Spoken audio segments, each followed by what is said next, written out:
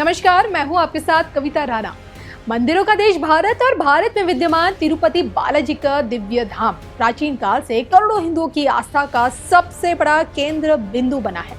यहाँ आकर प्रत्येक हिंदू खुद को धन्य समझता है, क्योंकि यहीं पर भगवान वेंकटेश्वर के साक्षात दर्शन होते हैं। और इन्हीं दर्शनों की लालसा में सोचे 90 करोड़ मुस्लिमों का देश जब नंगे पांव दौड़ा, 53 मुस्लिम मुल्कों की पैरों तले जमीन खिसक गई।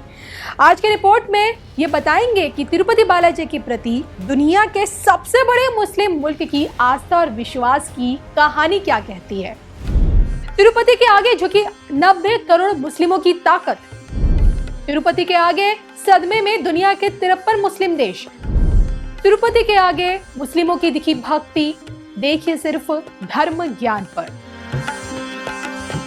भारत और इंडोनेशिया के रिश्ते आज के बिल्कुल नहीं है, बल्कि हजारों साल पुराने हैं। ईसा के जन्म से पहले ही भारत के सौदागर और नाविक इंडोनेशिया जाते रहे, और जिस कारण एक लंबे समय से इन दो देशों में काफी सारी जो सांस्कृतिक समानताएं हमेशा देखने को मिली हैं। भले इंडोनेशिया में बौद्ध धर्म का गहरा प्रभाव है, लेकिन इसकी धरातल पर हिंदू धर्म को मानने वालों की संख्या भी कम नहीं है। इंडोनेशिया दुनिया का इकलौता ऐसा मुस्लिम देश है जहाँ आज भी हिंदू धर्म बसता है। यहाँ की लगभग 90% आबादी मुस्लिम है, 10% ईसाई, 1% के आसपास हिंदू और 0.7% बौद्ध धर्म की यहाँ पे आबादी है। और इस हिसाब से इंडोनेशिया एक मुस्लिम बहुल देश है, लेकिन इस मुस्लिम बहुल देश में बाली पूरी तरह से हिंदू बहुल द्वीप के रूप में आज भी मौजूद है। और दुनिया की देखिए सबसे बड़ी मुस्लिम आबादी इंडोनेशिया में बसती है, और आज यही ताकत तिरुपति बालाजी के आगे नतमस्तक दिखी। इतिहास में पहली दफा इंडोनेशिया के पूर्व राष्ट्रपति नंगे पांव तिरुपति बालाजी की चौखट पर नतमस्तक होते हुए नजर आए।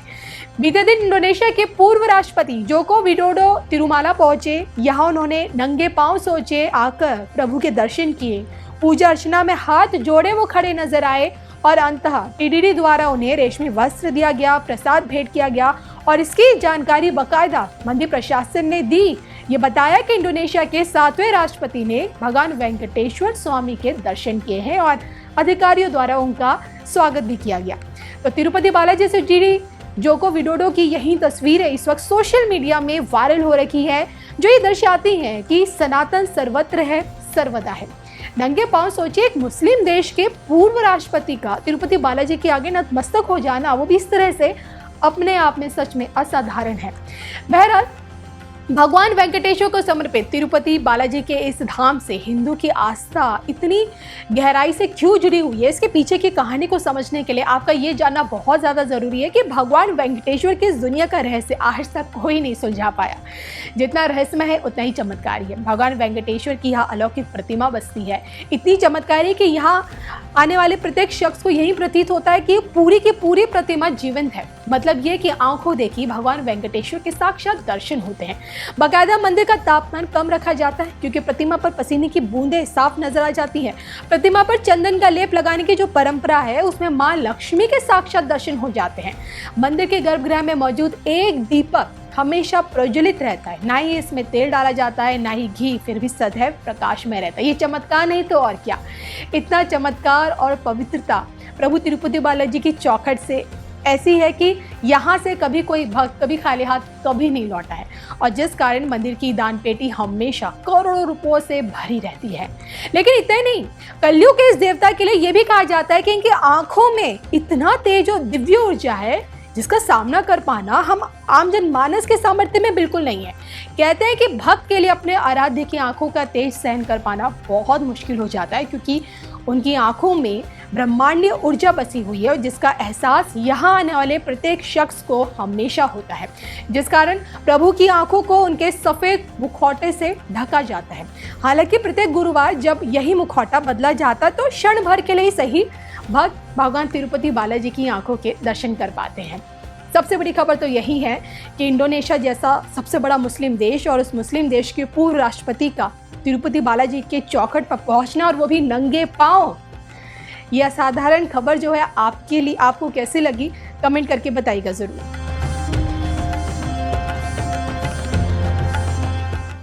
भाइयों और बहनों,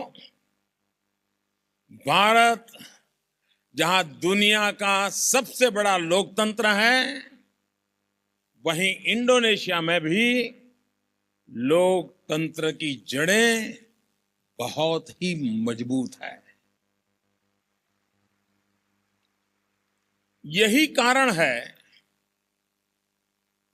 कि जिस प्रकार 125 करोड़ भारतीयों ने मुझ जैसे एक साधारण नागरिक को प्रधान सेवक बनने का अवसर दिया, वैसे ही इंडोनेशिया की जनता ने भी विडोडो जी जैसे व्यक्ति को अपना राष्ट्रपति चुना।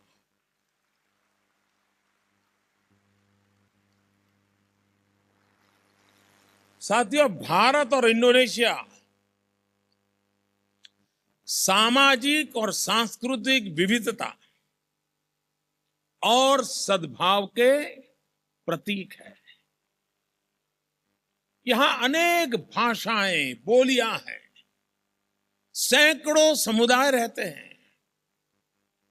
तो भारत में भी हम उस कहावत को नहीं भूल सकते, और वो कहावत एक प्रकार से सदियों की हमारी जीवन की विरासत है। और हमारे यहाँ कहावत है, यहाँ जो पुरानी पीढ़ी के लोग हैं वो उस कहावत को भली भांति जानते होंगे। कोस कोस पर बदले पानी, कोस कोस पर बदले पानी, 4 कोस पर वाणी। यानी एक एक कोस पर पानी का टेस्ट बदल जाता है और 4 कोस के बाद भाषा बदल जाती है, बोली बदल जाती है।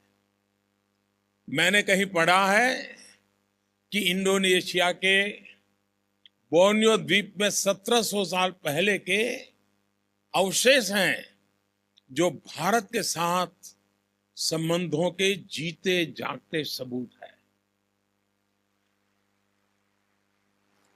अभी 3-4 दिन पहले ही मैं ओडिशा के कटक में था, और वहां पर जिस मैदान में विशाल जनसभा का आयोजन हुआ था उसका नाम था बाली यात्रा।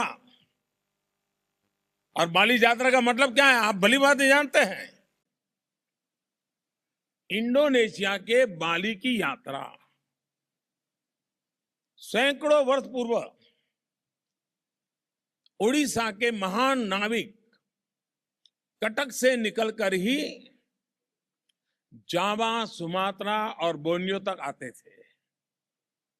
आज भी हर साल अक्टूबर नवंबर में ओडिशा में बाली यात्रा का बहुत ही शानदार, बहुत ही धूमधाम से उत्सव मनाया जाता है।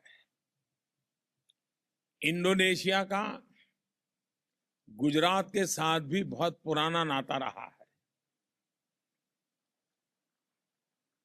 जब मैं गुजरात का मुख्यमंत्री था तो एक बार मुझे किसी ने कहा था कि 12वीं सेंचुरी में, 12वीं सदी के आसपास गुजरात में कच्छ में रहने वाले जो मुसलमान थे वो वहां से निकले, उनमें से काफी यहां इंडोनेशिया में भी आकर बसे, और उन लोगों के साथ गुजराती भाषा, गुजराती खान पान, ये भी इंडोनेशिया में पहुंच गया।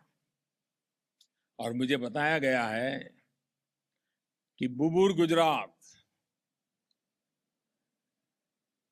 गुजराती खिचड़ी, वो इंडोनेशिया में कई मुस्लिम परिवारों में भी बनाई जाती है। आज भी कई ऐसे शब्द इस्तेमाल में हैं जो भारत इंडोनेशिया के संबंधों की प्राचीनता और घनिष्ठता पर प्रकाश डालते हैं। जैसे भाई के लिए सहोदर, रंगों या कलर के लिए वर्ण, ग्रुप के लिए समूह या समूह, उपवास और प्रवास, भाषा और भाषा, रुपया और रुपया। अगर ऐसे शब्दों को इकट्ठा करें तो एक पूरी डिक्शनरी बन जाएगी। ये समानताएं स्वाभाविक है। भारत और इंडोनेशिया के बीच सिर्फ, ये बहुत कम लोगों के ध्यान में आता होगा, भारत और इंडोनेशिया के बीच सिर्फ और सिर्फ 90 नॉटिकल मील का ही फासला है। यानी हम 90 नॉटिकल मील दूर नहीं, 90 नॉटिकल मील पास है, पड़ोसी है।